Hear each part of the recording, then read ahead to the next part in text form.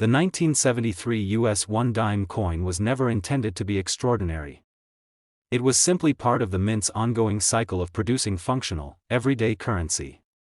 The design was unchanged: Franklin D. Roosevelt's familiar profile on the obverse, torch flanked by olive and oak branches on the reverse, all struck in copper-nickel clad composition as it had been since the mid-1960s.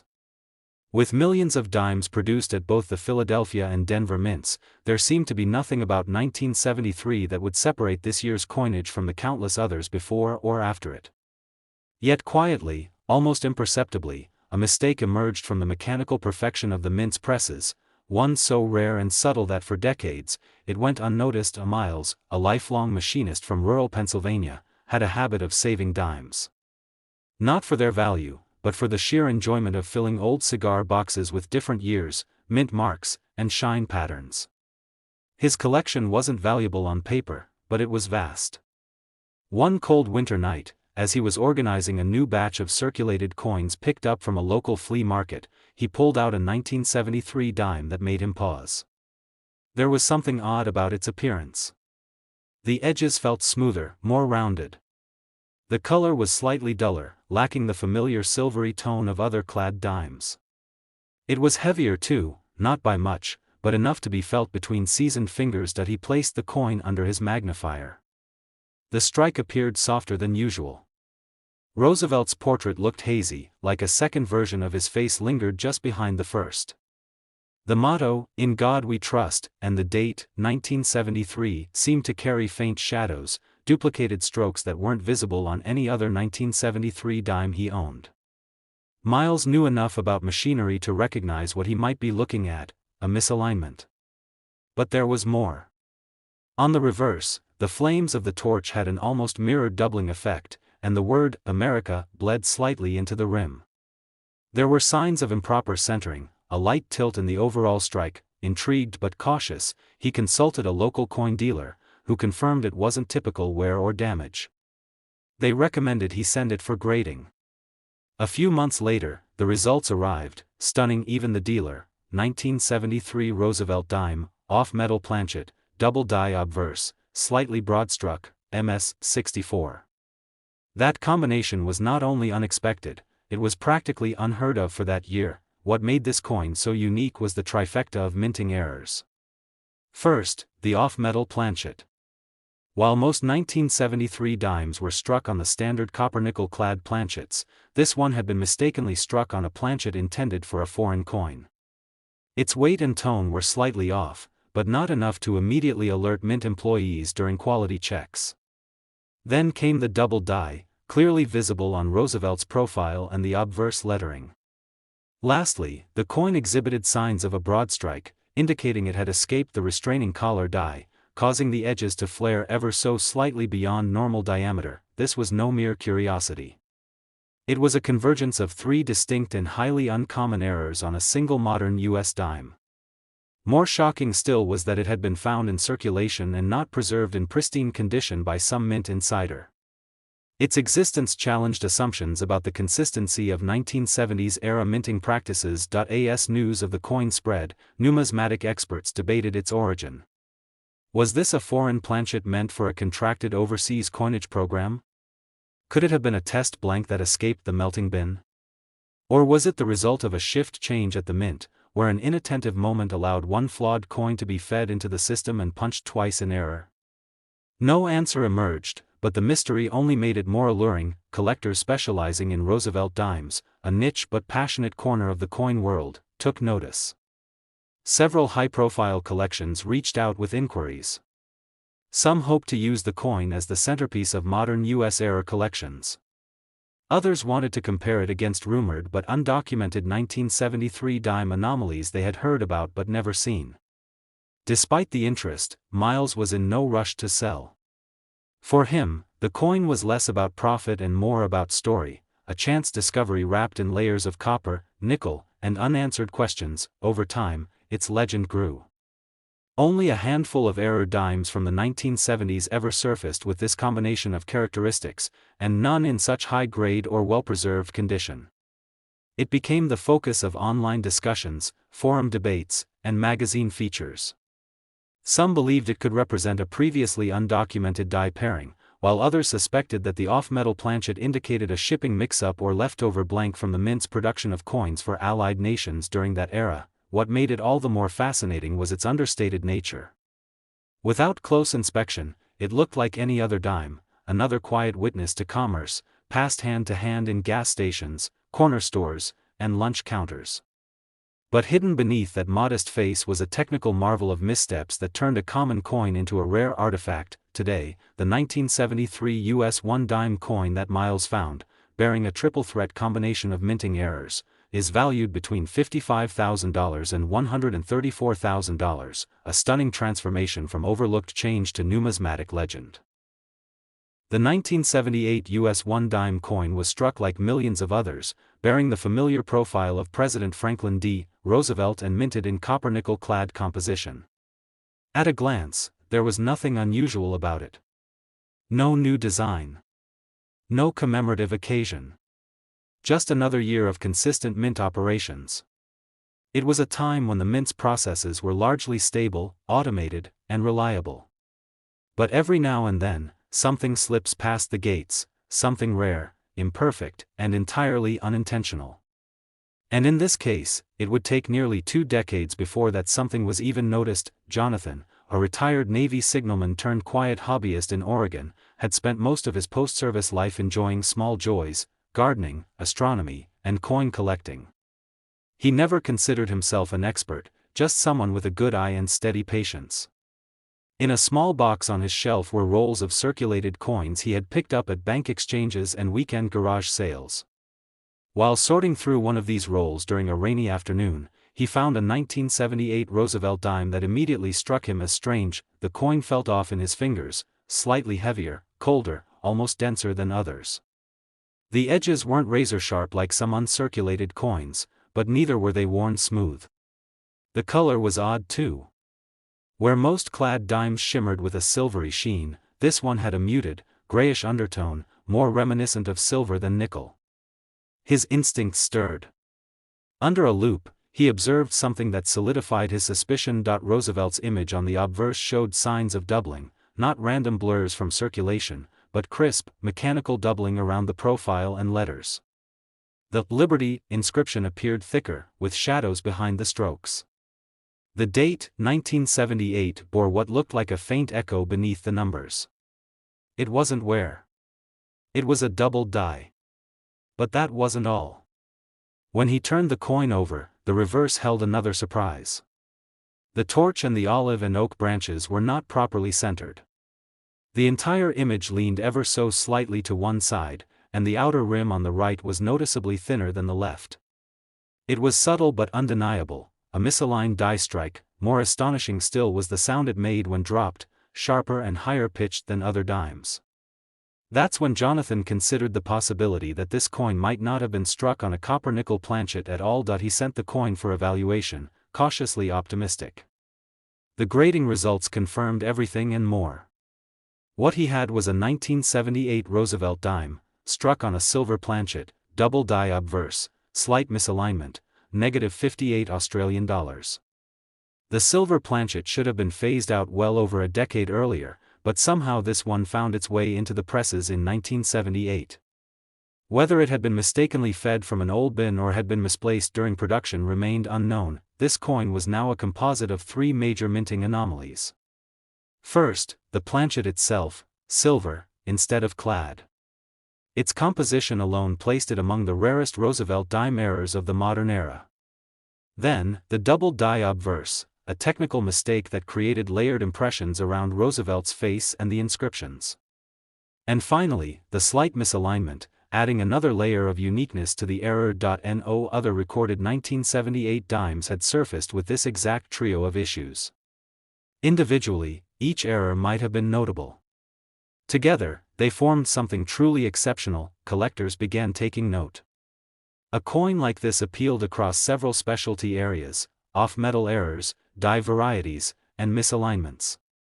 Auctioneers described it as a singular specimen, and numismatic forums debated its origin, with some speculating it could have resulted from leftover blanks from the 1960s resurfacing by mistake. Others thought it may have been the product of an experimental strike or an internal mint test run. No one could say for certain. What couldn't be disputed was its rising desirability. As word spread, collectors who had previously overlooked the 1978 issue began revisiting their own stashes, combing through dimes in search of even the faintest anomaly. But no similar examples were found in verified condition, solidifying Jonathan's dime as the benchmark for the year. Years passed, and the coin continued to gain attention. It was loaned to a coin museum for display, featured in articles focused on post-Silver-era anomalies, and cited in grading seminars as a case study in identifying compound errors. Jonathan, ever modest, kept the original roll box as a reminder of how close he had come to overlooking it entirely. Today, the 1978 US 1-dime coin he discovered, bearing a silver planchet, double die obverse, and misalignment, holds a market value that has stunned even seasoned collectors. It is now worth between $46,000 and $122,000, a testament to how history, error, and timing can converge on a coin smaller than a thumbnail. The 1983 US 1-dime coin quietly rolled off the presses of the US Mint like millions of others that year, unremarkable to the naked eye and destined for the pockets of everyday Americans. With Roosevelt's familiar profile on the obverse and the time-honored torch, oak, and olive branches on the reverse, its design didn't deviate from tradition. Minted in copper-nickel-clad composition, it was part of a year marked more by national economic recovery than numismatic excitement. But somewhere deep within that mass production, a small, nearly imperceptible mistake occurred, one that wouldn't catch a collector's eye for decades and one that would eventually elevate a humble coin into the upper echelon of rare U.S. Mint errors. Carla, a middle school teacher in Illinois and a casual weekend coin hunter, wasn't particularly focused on modern coins. Her interest lay in the historical drama of older silver pieces. Still, she enjoyed the thrill of sifting through jars of change at estate sales and flea markets. One spring afternoon at a church fundraiser, she purchased a dusty glass jar labeled, "Dad's Old Coins, $5." At home, between papers and lesson plans, she began examining them, expecting little more than worn-out nickels and pennies. Then she found it, a 1983 Roosevelt dime with a strange, almost ghostly sheen. At first glance, it looked polished, but on closer inspection, the luster wasn't the result of cleaning. It had a softness to its shine, a silvery hue unlike the brassy copper tones seen on typical clad dimes. More curiously, it weighed slightly less than usual. Using a small scale she used for classroom science lessons, Carla discovered it was lighter than a standard dime by almost a full gram. Confused, she held it under a magnifying glass. That's when she saw the anomalies. Roosevelt's jawline and the letters in Liberty appeared doubled, but not from where. The doubling was crisp, linear, and uniform, a textbook sign of a doubled die. The reverse showed similar doubling on the word 1 dime and faint extra lines in the torch's flame. Stranger still, the edge of the coin didn't have the typical clad sandwich appearance. Instead of a distinct copper layer between nickel, it seemed uniform all the way through, as if the coin had been struck on a completely different metal planchet. Carla contacted a local coin club, and after much discussion and excitement, she was encouraged to submit the coin to a third-party grading service. Weeks later, the verdict came back: 1983 Roosevelt dime, struck on a foreign planchet, double die obverse and reverse, AU 55. What Carla had stumbled upon was no ordinary dime. It had likely been struck on a planchet meant for a foreign coin, possibly a U.S. Mint contract production for another country in the early 80s. During that era, the Mint occasionally struck coins for foreign nations, and mistakes involving wrong planchets weren't entirely unheard of, though still exceedingly rare. What made this case more remarkable was the double die on both sides, a minting error that rarely coincides with an off-metal strike. Experts began buzzing. The coin represented a perfect storm of minting anomalies: an incorrect planchet, a double die obverse and reverse, and a resulting weight and appearance that made it distinguishable only to a keen, attentive eye. The misstrike would have bypassed several layers of quality control, either during a late-night production run or amidst a high-volume shift, making its very survival a minor miracle. Collectors of Roosevelt dimes took particular interest. The series, often overlooked for its lack of dramatic errors compared to earlier U.S. coinage, suddenly had a new outlier. Error coin specialists admired the specimen for how subtle its visual quirks were and how easily it could have vanished into the economy unnoticed. Numismatic publications began citing the coin as one of the most fascinating dime errors of the early 1980s. Carla's dime was featured at a national coin show, where collectors and historians debated its origin. Theories ranged from a planchet mix-up involving a South American coinage contract to a leftover experimental blank being used in error. The truth remained elusive, but the excitement only grew. The grading agency had classified it as unique based on available data. No other verified 1983 Roosevelt dime with that combination of traits had ever surfaced. Time passed, and the coin gained legendary status among collectors of modern U.S. errors.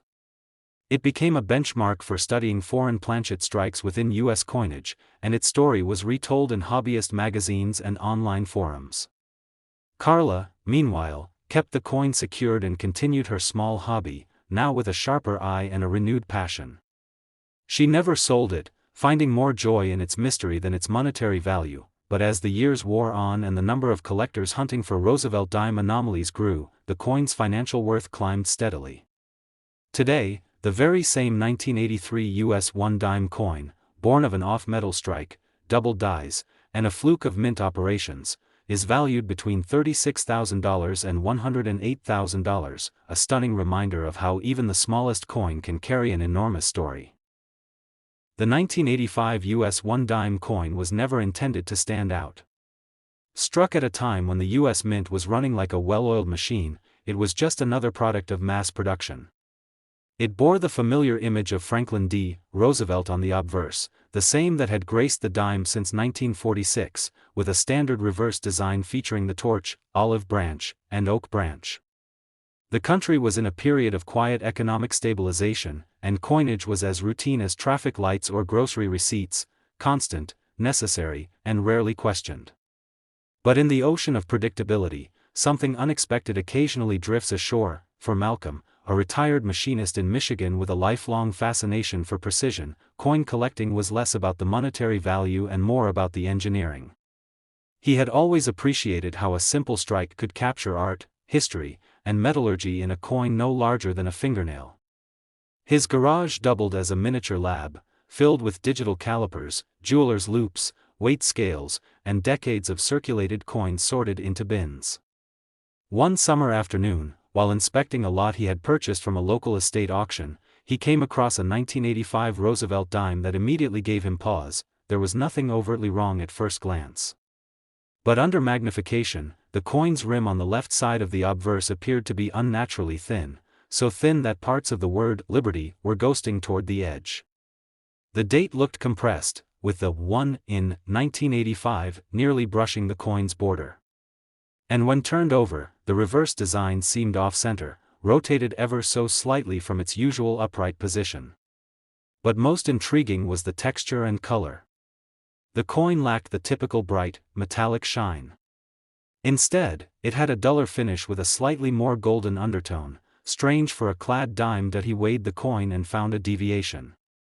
It came in at over a gram lighter than the standard 2.27 grams. That alone would have been notable, but it was the next test that truly startled him. When viewed under raking light, the torch on the reverse showed signs of doubling, distinct separation on the flame and base. The lettering 1 dime also exhibited crisp duplications, especially the E and D. These weren't the soft, blurry shadows of circulation wear. They were intentional looking, mechanical echoes. Malcolm reached out to a regional expert and eventually submitted the dime to a third-party grader.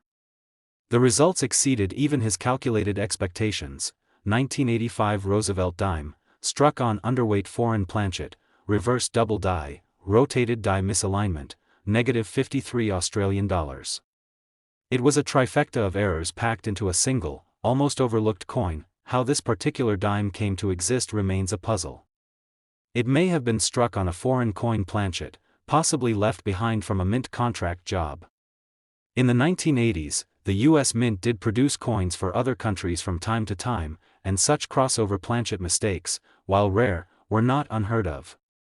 What made this find extraordinary wasn't just the wrong planchet, but the precise alignment of multiple errors, a double die reverse and rotated die strike, adding layers of complexity to a coin that should have been as ordinary as any other. Collectors took notice almost immediately. Forums buzzed about the find, not just because of the coin's errors, but because of their rarity occurring in tandem on a modern, post-silver era dime. Usually, it's the older coins that carry value because of their age or metal content, but this was something different, a coin from the Reagan era with a mistake that felt like it belonged in a much earlier time. As more attention focused on the dime, collectors began re-examining their own 1985 specimens, hunting for any evidence of similar anomalies. None surfaced. Not one showed the same weight deviation, rotated strike, and doubled reverse. Malcolm's coin remained singular, its provenance and condition carefully documented and preserved. The coin was displayed briefly at a numismatic show, where even seasoned experts admitted they had never seen that combination before on a Roosevelt dime from that period. The most compelling aspect was how close it came to being lost to time. Had Malcolm not taken a closer look, had he simply assumed it was worn or tarnished, it would have returned to circulation, its story never told. Its significance lay not in its shine, but in its imperfections. Every misaligned strike, every microscopic doubling, every gram of lost weight told the story of how even the most stable systems can produce unexpected treasures. Today, that unassuming 1985 US 1-dime coin, which spent decades hidden among ordinary change, has earned a position few modern coins achieve. With its unique combination of minting errors and near-perfect preservation of those flaws, its current value stands between $33,000 and $98,000, a stunning transformation for a coin that once quietly rattled at the bottom of an old estate jar.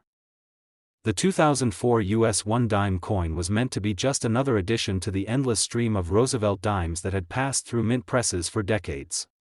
With a composition of copper-nickel clad and a weight of 2.27 grams, it bore the same iconic portrait of President Franklin D. Roosevelt on the obverse, paired with the reverse imagery of a torch flanked by olive and oak branches. Nothing about its production year hinted at a deviation from the norm. The coin's role was clear and simple: serve, circulate, and fade. But deep within the normalcy of the Philadelphia Mint's operations that year, something slipped through.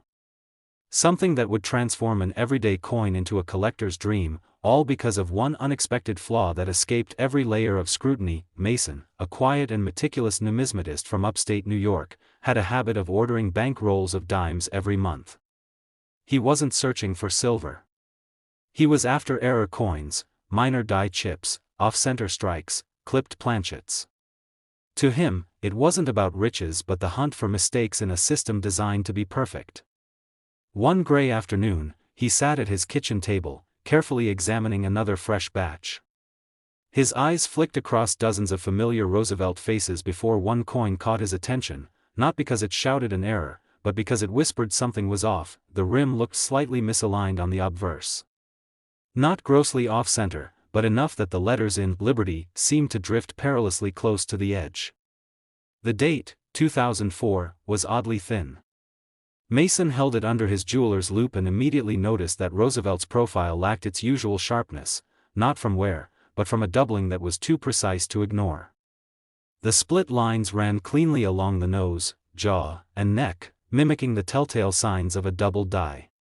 But when he flipped it over, the reverse presented something even more intriguing. The torch flame had faint doubling near its top, while the branches on either side revealed extra line work underneath the visible design. But it was the mint mark, or rather, the absence of one, that made Mason pause. There was no P or D. The coin had been minted in Philadelphia, as assumed by the lack of mint mark, yet something about the planchet's surface told a different story. It didn't reflect light the way a normal clad dime would. Under natural light, it had a dull, almost matte finish, subtly golden, not the silver gray of typical circulation coins. A digital scale showed a reading of 1.8 grams, well below the expected 2.27 grams. Mason frowned, recalibrated the scale, and weighed it again. The result was the same. He measured the coin's diameter, perfect. He tested it with a magnet, non-magnetic, as expected. But then came the edge, where a typical dime shows its copper core, this one didn't.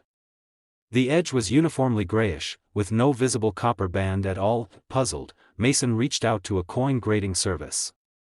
The submission process took weeks, during which time he kept revisiting the coin, more fascinated each day. When the results came back, they confirmed his instincts had been spot on. The coin was certified as a 2004 Roosevelt dime, struck on a foreign planchet, obverse and reverse double die, weight under tolerance, AU 55. The grader speculated that the dime had likely been struck on a leftover planchet from a mint contract with another country, possibly one intended for a thinner coin with a similar diameter. What compounded the rarity was the fact that it carried a double die on both sides, a phenomenon infrequent enough on its own, but nearly unheard of in conjunction with an off-metal planchet error. The absence of a mint mark was consistent with Philadelphia issues, but the planchet composition betrayed a mystery. The numismatic community quickly took notice. Several well-known collectors contacted Mason directly, asking to see high-resolution images. Some even speculated that the coin was the result of a short, undocumented test strike batch. Others believed it was a legitimate mishap, caught between two runs and fed into the wrong press at the wrong time.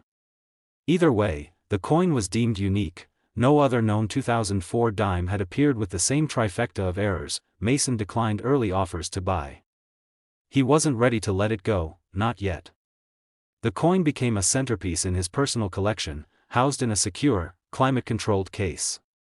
It was shown briefly at a numismatic convention under tight security, drawing curious stares and appreciative nods from seasoned error coin hunters. What intrigued everyone wasn't just the error itself, but how subtle it was. The coin didn't scream for attention. It whispered its rarity to those willing to listen. Over time, the story of Mason's 2004 dime grew into a cautionary tale for collectors and mint historians alike.